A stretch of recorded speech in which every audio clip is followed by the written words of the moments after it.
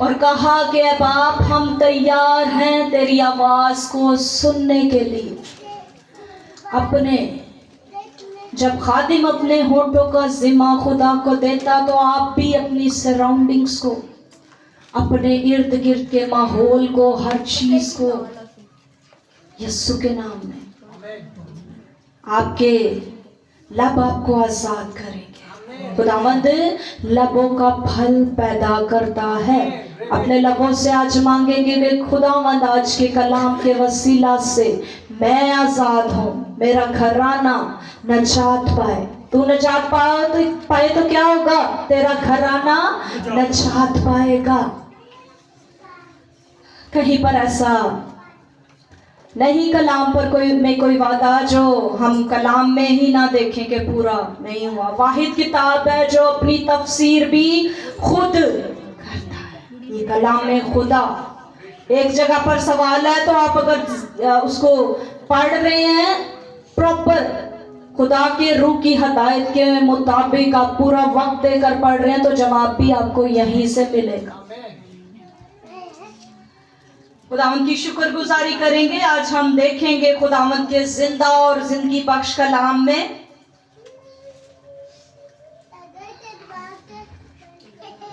पहला सलातीन और उसका 25 बाब।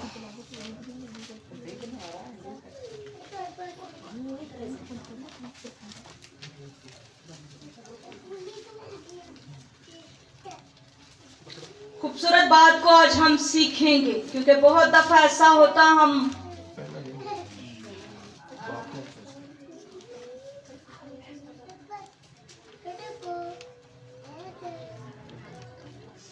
यहाँ पर हम देखेंगे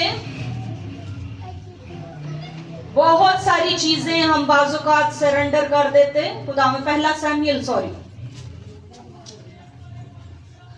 सैमुएल 25 बाब। बहुत सारी चीजें बाजुकात हम खुदावंद को कहते हैं खुदावंद सब कुछ तेरा है, और बाजुकात कुछ फैसले हम इंसान होते हुए खुद ही लेने को चले जाते। बहुत जगह खुदा हमें गाइड भी करता। ये खातमीन के लिए भी आज का मैसेज। और मैं समझती हूँ कि जितने अंजील की मुनादी कर रहे हैं वो सब खातमीन है। तसाबा का लफ्ज यूज हुआ है। स्ट्रॉन्ग लुगत में फौज, खुशखबरी सुनाने वालियां भी उसमें शामिल हैं, जोक दर जोक, यानी बेटियां भी कंफर्ट जोन में ही बेशक रह के अंडर सुपरविजन अपने हस्बैंड के, अपने भाई के, बाप के, एक दूसरे को खुशखबरी सुनाए। जहाँ आपकी पहुंच है, अगर बेटियां सैलून जा रही हैं तो वो सैलून में सुनाए, अगर वो हॉस्पिटल में तो हॉस्पिटल में सुनाए, अगर जहाँ कहीं आपको मौका मिलता है मसीह की खुशखबरी सुनाने का ज़रूर सुनाए। मिसाल लेना चाहेंगे छोटी सी बच्ची नमान कोड़ी के लिए क्या बनी? शिफा का सबब बनी। उसका एवेंजलिज्म, ऐसा एवेंजलिज्म। पहला सलातीन उसका 25 बाब, सैमुएल 25 बाब। खुदावंद के बंदा खुदा के ममसू के साथ हम इसकी तलावत करेंगे।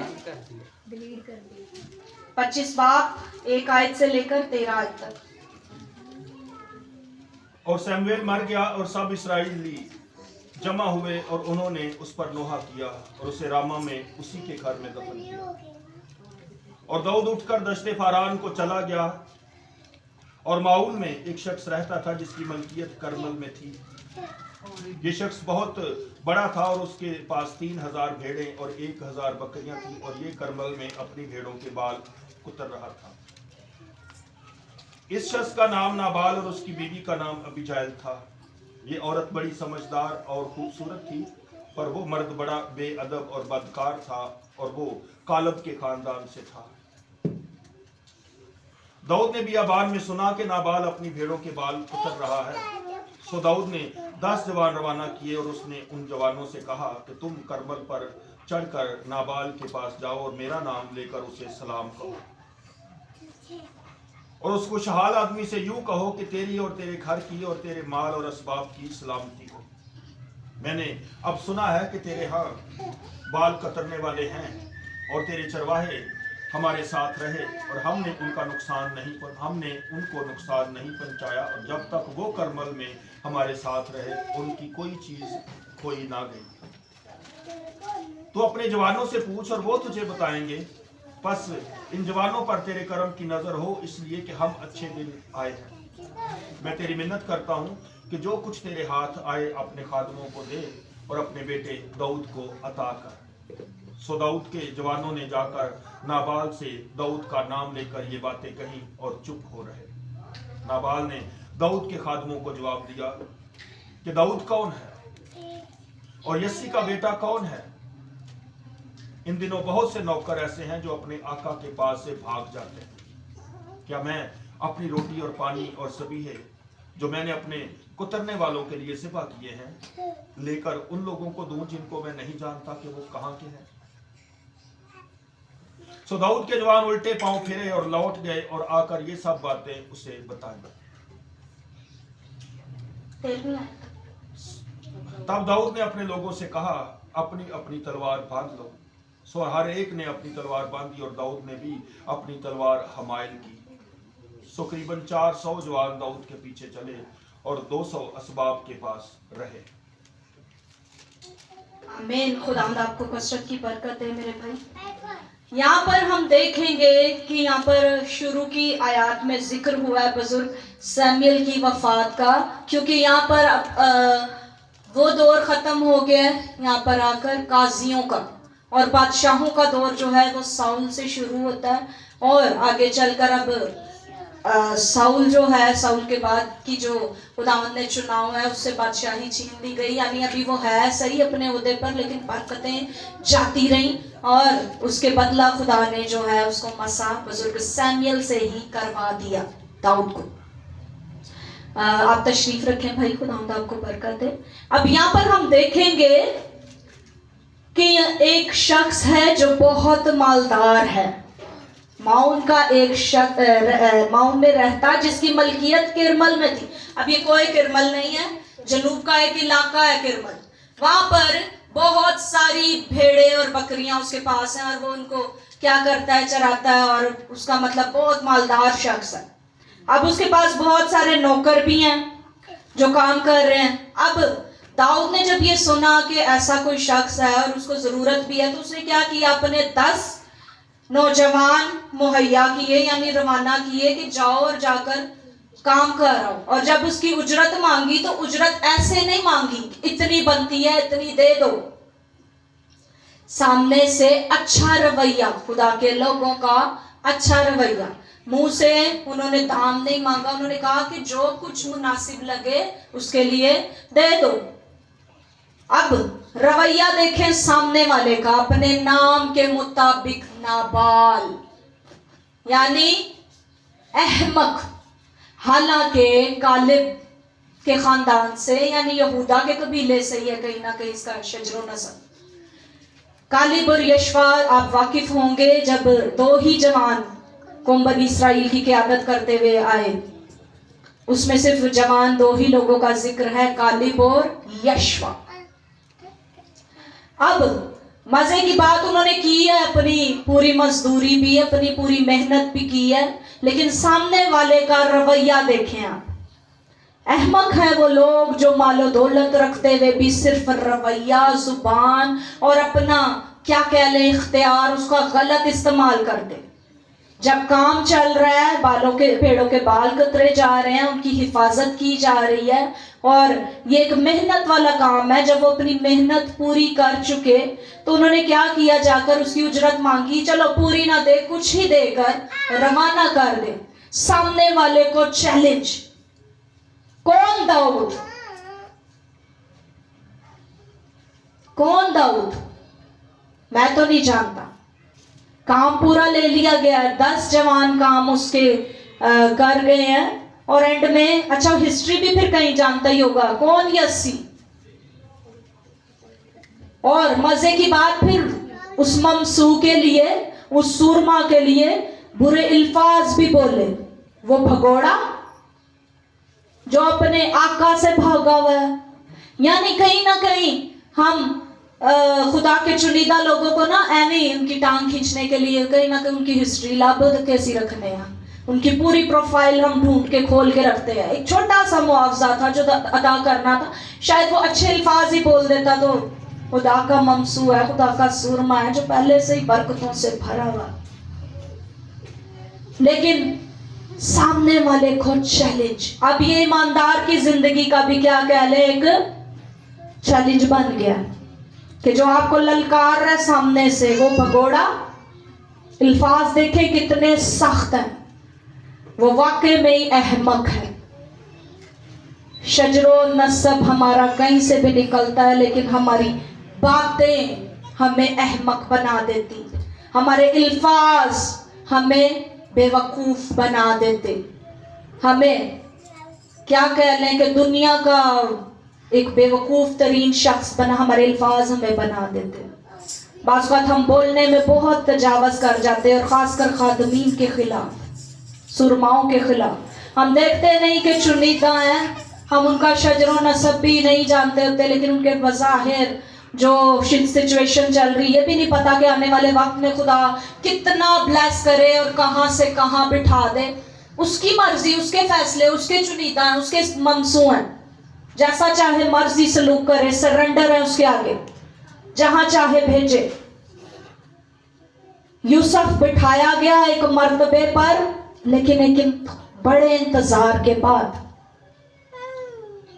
यूसुफ की कैद, उस पर एक नाकर्दा गुनाह की सजा, पहले से भाइयों का ठुकराया जाना, यानी क्या जिंदगी थी। लेकिन खुदा जब फैसले करने पर आता है, खुदा जब बड़े काम को सरंजाम देने पर आता है, तो अजीजो आपके अल्फाज कोई अहमियत नहीं रखते। अपने लबों को पाक रखा करें। कोई खादिम चाहे नजर भी आ रहा है, वो कुछ कर रहा है, छोड़ दें उसको। बुजुर्ग पौलुस कहते हैं खिदमत का काम चल रहा है, जैसे भी चल रहा है। आज हम देखते हो उसको तो फंडिंग्स हैं बहुत ज्यादा, उसको तो बाहर से आ रहा तो आने दें, उसका मसला है, वो जवाबदेह है। आज हम खादमीन के लिए ऐसे बैठ कर घरों में उनकी अदालत लगा लेते हैं, अपने घर के फैसले साढ़े को होंगे नहीं, खादमीन के लिए हम बड़ा उनकी प्रोफाइल को खोलते, वो इन्हों का दादा भी इंज दई सी, उन्हों का प्यो भी इंज दई सी, इन्हें कितने सुधरना है। कौन यस्सी? वो यस्सी जिसके लिए खुदा ने कलाम किया कि उसकी कोंपल, और वो ही दाऊद जिसके लिए खुदा का कलाम है कि उसके घराने से कभी बादशाहत जुदा नहीं होगी, अब तक उसकी बादशाही कायम रहेगी। शजरो नसब इतना जानना था तो वो इतना जान लेता कि कौन है यस्सी का बेटा।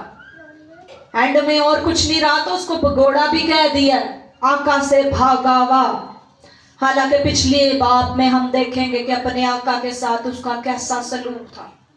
अगले बाब में फिर हम देखेंगे कि आका के साथ उसने फिर से रहमदिली की, और जब उसकी वफात का सुना तो उसने मातम किया प्रॉपर उसके लिए। ये यस्सी का बेटा दाऊद, ये आने वाला बादशाह दाऊद। पुरानी हम देख लेते इंसानियत क्या है, जबकि खुदा नहीं देखता, वो हमारे गुनाहों की तरफ मुड़ के नहीं देखता, वो हमारा बदला देने पे आए तो हम तो किसी लायक ही नहीं। कौन यस्सी, कौन दाऊद? वो भगोड़ा। अल्फाज, आपके अल्फाज घरानों में बैठकर खुदारा कलाम को मद्देनजर रखते हुए कभी भी किसी भी खादिम के लिए, चाहे आप उसकी प्रोफाइल खुल भी गई आपके लिए सामने, वो तो सलीब पर साथ वाले डाकू को विद इन सेकेंड्स, तू आज ही मेरे साथ फिरदौस में होगा, कह सकता है। सामने वाले की जिंदगी विद इन सेकेंड्स तब्दील हो सकती है। आप जो बीज बो चुके हैं, जो पानी भी दे रहे हैं, पास उसके बड़ा उसका ध्यान भी कर रहे, गोटी भी कर रहे हैं, लेकिन आप इंतजार करते करते जब तक पौधे ने बड़ा होना है, फल लाना है, आपका ईमान डगमगा जाए, कोई पता नहीं। आप अपने ईमान के लिए कैसे पुख्ता हैं, आप कैसे जान सकते हैं। और सामने वाले पर आप ऐसे एक्शन लेते, आप ऐसे उसके लिए बात बुरी मुंह से निकालते। इस स्टोरी से कौन कौन वाकिफ है, किस किसने पहले इस स्टोरी को पढ़ा है। अबीजील एक खूबसूरत औरत थी, ना सिर्फ खूबसूरत बल्कि घर को संभालने वाली सलीकाशार औरत थी, जिसकी दानिशमंदी के वसीला से ही नाबाल के कई लिए वे गलत फैसले जो है वो खुदा उसको फिर भी सेवी रखता। रास्तबाज बीवी के वसीला से शोहर और शोहर के वसीला से बीवी बचाई जाएगी, लेकिन बाज़ औक़ात खुदा को, यहोवा पाक खुदा को कुछ अल्फाज चीर जाते हैं, इंसानी हमें चीर जाते हैं। यहोवा पाक खुदा की तो अलग ही वैल्यू है, उसके तो वो तो देख ही नहीं सकता इन चीजों को। उसके दिल से आप वाकिफ हैं, जो गुनाह को कभी देखा ही नहीं उसने, इकलौते से कुछ देर के लिए उसने जुदाई ले ली इन चीजों के लिए। तो क्या आप इन चीजों को कहीं अंदर रख कर तो खुदा से बातचीत कर सकते हैं, यहोवा पाक खुदा के पसंदीदा बन सकते हैं? खुदारा इन चीजों से बचें। इस स्टोरी को जो नहीं पढ़े जिन्होंने नहीं पढ़ा, जो इससे नहीं वाकिफ, वो मेहरबानी करके पूरा पढ़े, ताकि जो शोहर बीवियों की कदर नहीं करते वो जाने कि बीवियां अगर रास्तबाज हैं तो उनके बचाव का सबब है, और अगर शोहर रास्तबाज है तो बीवियां अगर गलत हैं तो ये जान जाएं कि घराना पूरा एक खानदान, मियाँ और बीवी क्या है, खुदा की शबी हैं। अब आगे चलकर मैं इसको स्टोरी को खुद ही मतलब आपको शॉर्ट करके बताऊंगी। अब चंद रुपए बचाने के लिए उसने इतने बड़े बड़े अल्फाज बोल दिए उसने, क्योंकि वो एक्ट ऐसा ही था, उसका रवैया ऐसा ही था, उसका किरदार ऐसा ही था, और वो ऐसे ही करता था, यूज्ड टू था इसके लिए, वो आदी था। बाज़ औक़ात हम कहते हैं ना आदी मुजरिम, अपने नाम के मुताबिक वो बिल्कुल ऐसा ही था, नाबाल अहमक, क्योंकि वो हर फैसला भी ऐसे ही लेता, हर बात भी ऐसे ही करता। मालो दौलत बेशक फरावानी है, लेकिन अक्ल का होना वसी बहुत जरूरी है। अब यहाँ पर उसने तो एक्ट कर दिया, सामने जाकर एज इट इज यही अल्फाज जो 10 लोग काम के लिए भेजे गए, उन्होंने जाकर दाऊद को बताए, बुजुर्ग दाऊद को, आने वाले बादशाह को, जिसकी पूरी प्रोफाइल पिछली तो खोली गई लेकिन अगली से सिर्फ रूहानी शख्सियात ही वाकिफ थी। अब एक नौकर जल्दी से आया, उसने बताया, क्योंकि वो जान गया था कि अच्छा सलूक नहीं हुआ और आने वाले वक्त में अब खैर नहीं, क्योंकि ऐसे चरवाहे उस वक्त पे जो एक जगह पर एक झुंड की सूरत में रहते हैं वो खतरनाक होते हैं, जो यूनिटी के साथ एक जगह पर रहते हैं वो खतरनाक होते हैं। अब ये जानते थे, उसने तो सिर्फ ऐसे ही जाके अपने क्या कह लें मालिकन को बताया एज इट इज कि इस तरह से मालिक ने हरकत की है, तो अभी बचाने का खुद ही देख लो, क्योंकि वो जानता था कि ये समझदार है, कुछ अच्छा फैसला लेगी। अबीजील की खूबसूरती उसकी समझदारियों में, उसके एक्ट में थी। बाज़ औक़ात आप रखना में खड़े हो जाते, ये आपका खूबसूरत एक्ट है अपने घराना के लिए, अपने ख़ानदान के लिए। आज की औरतों का ये किरदार होना चाहिए कि वो दुआगो हों और इसके साथ साथ वो अपने घराना और अपने ख़ानदान के लिए रखना में खड़ी होने वाली हों। अब दाऊद ने क्या किया, तलवार शलवार उन्हें बांध ली सामने, फौरन से उसको आ गया गुस्सा।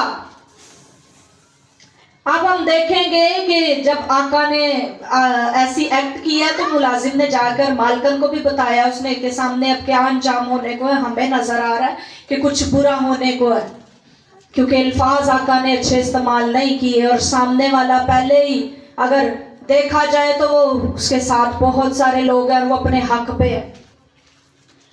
अब क्या किया अबीजेल ने, 17वीं आयत में हम देखेंगे, उसने कहा कि हम पिछली आयत में हम देखें, उसने कहा कुछ ऐसा नहीं हुआ कि आका उसकी मजदूरी ना देता। उन्होंने पूरा हसारा हमारे गिर्द बांधा, दीवार बांधी है और हमारे मवेशियों की पूरी हिफाजत की है जिसकी उजरत बनती थी, लेकिन उसने नहीं दी। लेकिन अभी हम देखेंगे कि उसने क्या किया। सो अब सोच ले कि तू क्या करेगी, क्योंकि हमारे आका और उसके सब घराने के खिलाफ बदी का मंसूबा बांधा गया है, क्योंकि ये ऐसा खबीस आदमी है कि कोई उससे बात नहीं कर सकता। अब आका से वाकिफ है, उन्हें खुली डुली जरा उन्हें देखा कि समझदार मालकन है, उसने खुली डुली उसके साथ बात की। उसने कहा आप इसकी हरकतों से वाकिफ हो आका की, अब आप ही देख लो कि क्या करना है। सामने भी उसने पूरा इरादा कर लिया है, खुदा के ममसून है उसके सुरमान, कि अब इनका कोई मर्द भी बाकी नहीं बचेगा। उसने अपनी कितनी फौज भाई ले ली, और ये कोई छोटी झुंड नहीं है, छोटा 400 जवान।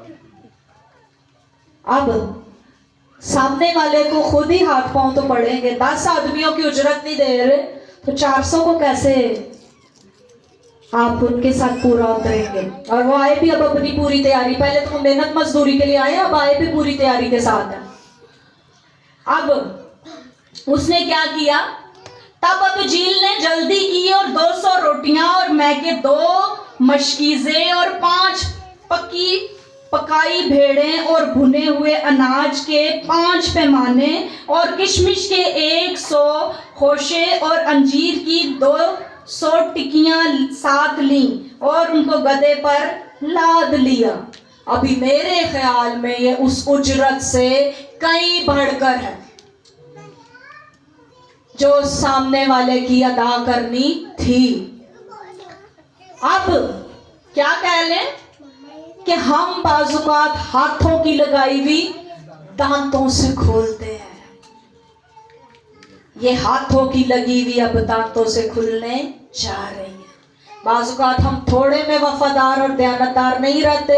हम कहते हो हमें तो पता ही नहीं, बहुत सारी मुसीबतें, बहुत सारी परेशानियां थी और हम नहीं अदा कर सके खुदावंद का हिस्सा, मजदूर को उसकी मजदूरी।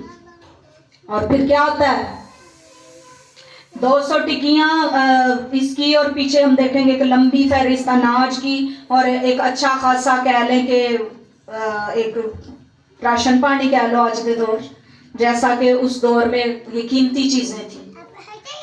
अब लेकर वो जा रही है और उसने क्या किया, उसके खूबसूरत अल्फाज को खुदा के बंदा के साथ मिलकर पढ़ेंगे। और अपने चाकरों से कहा तुम मुझसे आगे जाओ, देखो मैं तुम्हारे पीछे आती हूँ। उसने अपने शौहर नाबाल को खबर ना की। और ऐसा हुआ कि जो ही वो गधे पर चढ़कर पहाड़ की आड़ से उतरी, दाऊद अपने लोगों समेत उतरते हुए उसके सामने आया और वो उनको मिली। और दाऊद ने कहा था कि मैंने इस पाजी के सब माल की जो बियाबान में था बेफायदा इस तरह निगहबानी की कि उसकी चीजों में से कोई चीज गुम ना हुई, क्योंकि उसने नेकी के बदले मुझसे बदी की। सो अगर मैं सुबह की रोशनी होने तक उसके लोगों में से एक लड़का भी बाकी छोड़ूं तो खुदा दाऊद के दुश्मनों से ऐसा ही बल्कि इससे ज्यादा ही करे। और अबीजाइल ने जो दाऊद को देखा तो जल्दी की और गधे से उतरी और दाऊद के आगे बंदी गिरी और जमीन पर सरनगू हो गई और उसके पांव पर गिरकर कहने लगी, मुझ पर ऐ मेरे मालिक, मुझ पर ये गुनाह हो, मुझी पर ये गुनाह हो। और जरा अपनी लौंडी को इजाजत दे कि तेरे कान में कुछ कहे और तू अपनी लौंडी की अर्ज सुन। मैं तेरी मिन्नत करती हूँ कि मेरा मालिक उस खबीस आदमी नाबाल का कुछ ख्याल ना करे, क्योंकि जैसा उसका नाम है वैसा ही वो है और उसका नाम नाबाल है और हमाकत उसके साथ है। लेकिन मैंने जो तेरी लौंडी हूँ अपने मालिक के जवानों को जिनको तूने भेजा था नहीं देखा। अब ऐ मेरे मालिक, खुदावंद की हयात की कसम और तेरी जान ही की सौगंध के खुदावंद ने जो तुझे खून रेजी से और अपने ही हाथों अपना इंतकाम लेने से बाज रखा है, इसलिए तेरे दुश्मन और मेरे मालिक के बदखार नाबाल की मानंद ठहरे। अब ये हदिया जो तेरी लौंडी अपने मालिक के हुजूर लाई है उन जवानों को जो मेरे खुदावंद की पैरवी करते हैं दिया जाए। तू अपनी लौंडी का गुनाह मुआफ कर दे, क्योंकि खुदावंद यकीनन मेरे मालिक का घर कायम रखेगा, इसलिए कि मेरा मालिक खुदावंद की लड़ाइयां लड़ता है और तुझ में तमाम उम्र बुराई नहीं पाई जाएगी। और गो इंसान तेरा पीछा करे, करने और तेरी जान लेने को उठे तो भी मेरे मालिक की जान जिंदगी के बुकचा में खुदावन तेरे खुदा के साथ बंधी रहेगी और तेरे दुश्मनों की जानें वो गोया फलाखन में रख कर फेंक देगा। अब उसने ना सिर्फ ये अल्फाज अदा किए बल्कि गुजरे हुए हालात जो उसके साथ गुजर रहे थे, जो हाल कह लें कि उसका था, वो भी बयान किया और गुजरे हुए अच्छे वक्त को। हालांकि शोहर कह रहा है कौन? दाऊद। कौन? यस्सी का बेटा, वो भगोड़ा। और बंदी जब अच्छे लफ्जों में हम किसी की प्रोफाइल खोलते हैं, उसने फलाखन का जिक्र किया, ये जानते हुए कि एक फलाखन और एक पत्थर से ही उसके ममसूस के सुरमा ने भारी भरकम शख्स को मारा। अब उसने याद दिलाया, अब वो हालात हाजिरा यानी उस वक्त जो हालात चल रहे थे मौजूदा, उस वक्त यानी उसका पीछा किया जा रहा है। उसने भगोड़ा करार दिया है मालिक ने, लेकिन मालिकन क्या कह रही है कि खुदा तेरे सब दुश्मनों को तेरे आगे से हटाएगा। कैसी मजे की बात! आपके अल्फाज आपके बचाव का जरिया बनते हैं। आपके अल्फाज, आपकी अदायगी, बाजुकात ये जो हम घरों में बैठ के मंसूबे बांध रहे होते हैं, अगर यही हम कहें कि खुदावंद तेरे काम तू ही जाने, यही काम अगर हम अच्छे वे में कर लें तो क्या होता है? पॉजिटिव सोचने से पॉजिटिव चीजें अमल में आती हैं। अब उसने आने वाले वक्त के बारे में भी बता दिया कि बादशाही तेरी ही है, तुझसे खुदा कभी बादशाही नहीं छीनेगा। ये समझदार लोगों की निशानी है, ये समझदार लोगों की पहचान है, ये कदर करने वाले लोगों का रुतबा और उनकी वैल्यू है। एक बंदा किए जा रहे बदखोई, एक तो हालांकि एक क्या कह लें, चोरी ऊपर से सीना जोरी। अब जब वो वापस गई, अब उसने खुदा के खादिम, उसके सुरमा, उसके ममसू को बुराई से रोक लिया। ये समझदार बीवियों का काम है कि शोहर अगर कहीं गलती करने के लिए कदम बढ़ाए तो उसको रोक ले, उसको वादे याद दिलाएं कलाम के, उसको कलाम की आयत याद दिलाएं, उसको कलाम की बातें बताएं, एक दूसरे से हर वक्त बात करें ताकि औलाद ये देखे और सीखे। खानदान के एनवायरनमेंट की बहुत हद तक जिम्मेदार एक औरत, एक माँ है। अगर घर की कलाम खुदा कहता है जैसी माँ वैसी बेटी, घर की औरत बड़ी बुजुर्गा समझदार है तो बेटियां भी समझदार ही होंगी। अभी एक अच्छी औरत का किरदार उसने किया कि सामने से तहाइफ भी ले गई, और मेरे ख्याल में ये कहीं बढ़कर होगा, क्योंकि जितने इसकी लिखी गई है मिकदार, अगर हम हिस्ट्री में जाएं तो बहुत पैमानों का जब हम देखते हैं तो वो कहीं बढ़कर है। किलों के हिसाब से आज का नहीं, आधा किलो फलां शायद